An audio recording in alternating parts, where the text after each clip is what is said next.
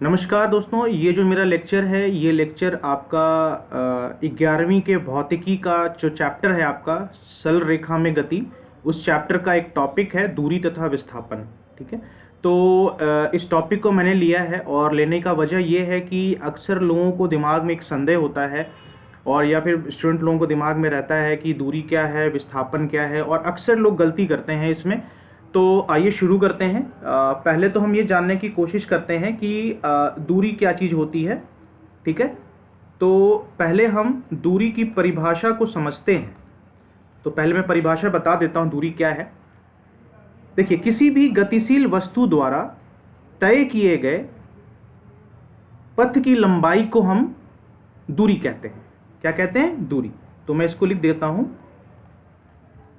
किसी भी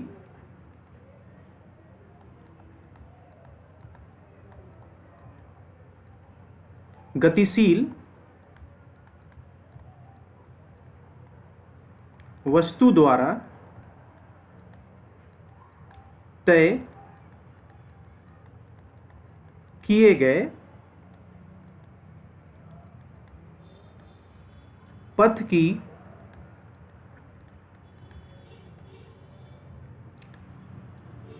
लंबाई को दूरी कहते हैं। ठीक है, किसी भी गतिशील वस्तु द्वारा तय किए गए पथ की लंबाई को हम क्या कहते हैं? दूरी कहते हैं। अब इसको हम कैसे समझ सकते हैं? इसका हम एक उदाहरण ले लेते हैं।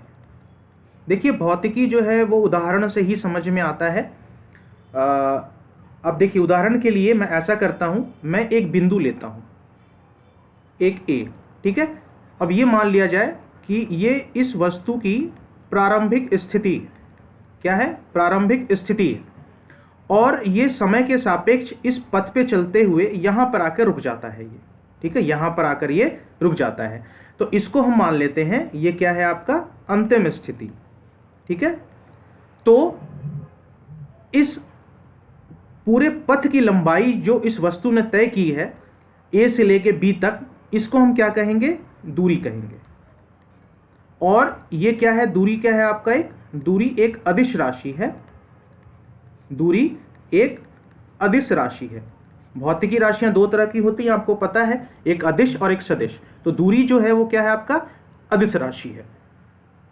उसके बाद दूसरा जो है आपका, ये है आपका विस्थापन। दूसरा क्या है आपका? विस्थापन। विस्थापन को भी हम समझते हैं, बहुत ही सरल है ये समझना, इसको इतना मुश्किल नहीं है। तो पहले मैं विस्थापन की परिभाषा को बता देता हूं।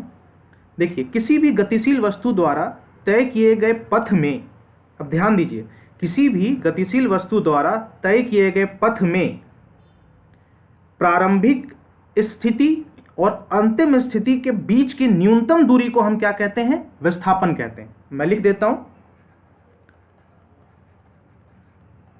किसी भी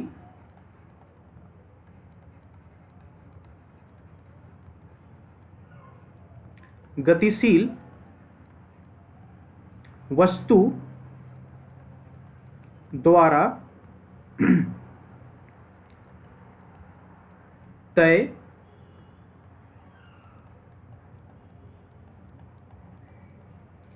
किए गए पथ में, ठीक है, अब ध्यान दीजिए, पथ में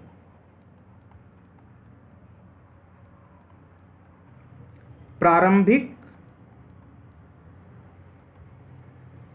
स्थिति एवं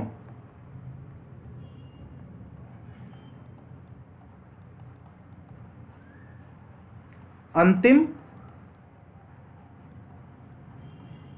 स्थिति के बीच के, अब मैं कलर चेंज कर देता हूं ताकि उस चीज पर आप ज्यादा ध्यान दे सकें। न्यूनतम, ठीक है, के न्यूनतम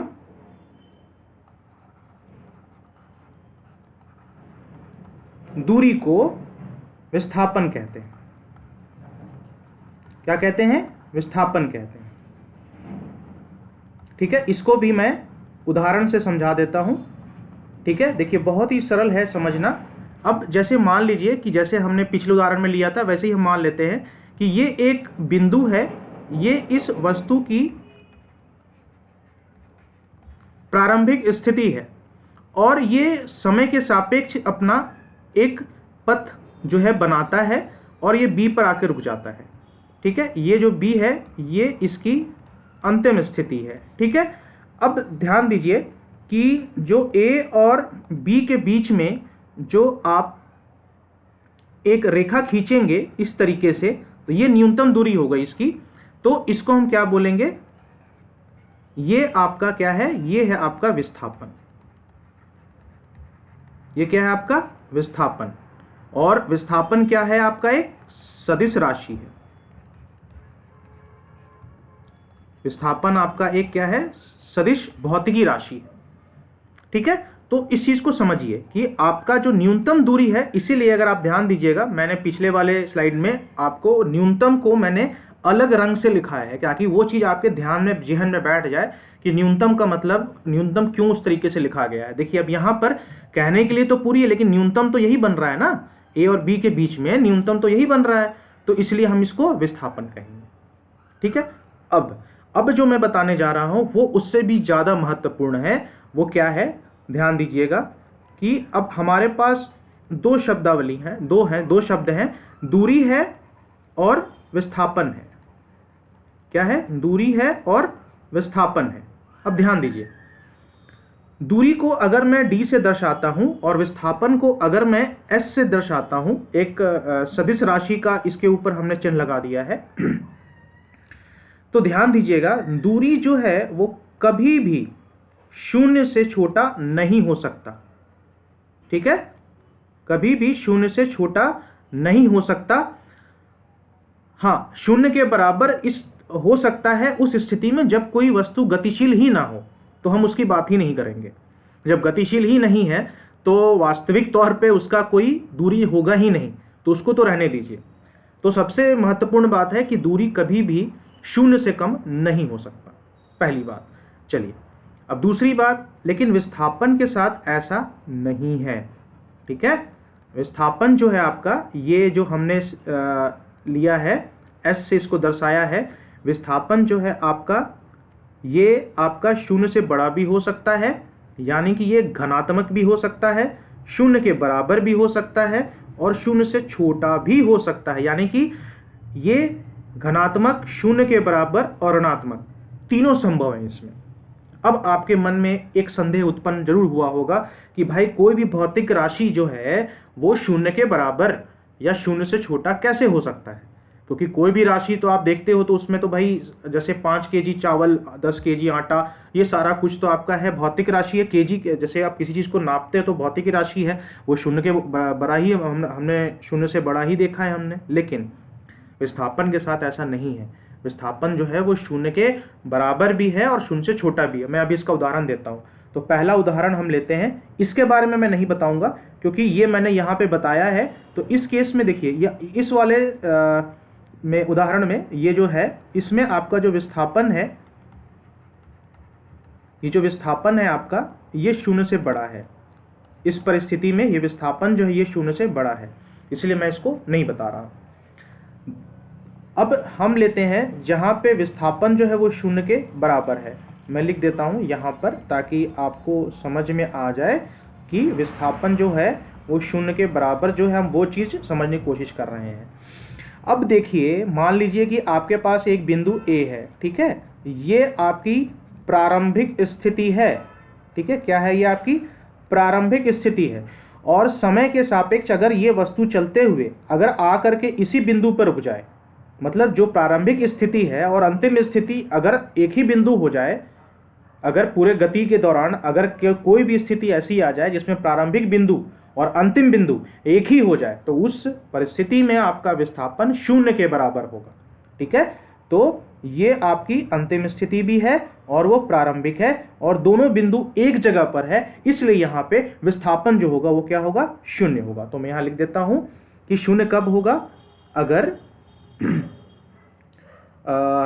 आपका जो विस्थापन है वो शून्य कब होगा, जब प्रारंभिक बिंदु और अंतिम बिंदु है ना, अगर दोनों एक ही जगह पर हो जाए तो उस परिस्थिति में, ठीक है, मैं लिख देता हूं, अगर प्रारंभिक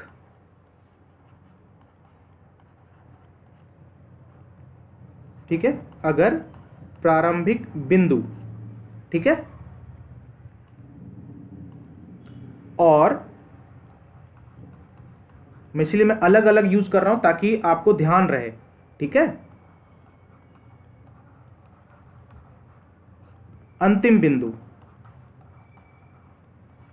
ठीक है, एक ही, है ना, एक ही स्थान पर हो, एक ही स्थान पर हो, तो उस परिस्थिति में आपका जो है विस्थापन है वो शून्य होगा, ठीक है। क्या होगा? विस्थापन आपका शून्य होगा। अब जो दूसरा जो हमारे पास है उसको मैं आपको बता देता हूं यहीं पर। अब दूसरा जो हमारे पास है कि विस्थापन जो है वो शून्य से कम कब होगा, ठीक है। यहां मैं लिख देता हूं, यहां पे जो मैं आपको बता रहा हूं, ये बता रहा हूं मैं आपको कि आपका जो विस्थापन है वो, ठीक है, शून्य से कम होगा।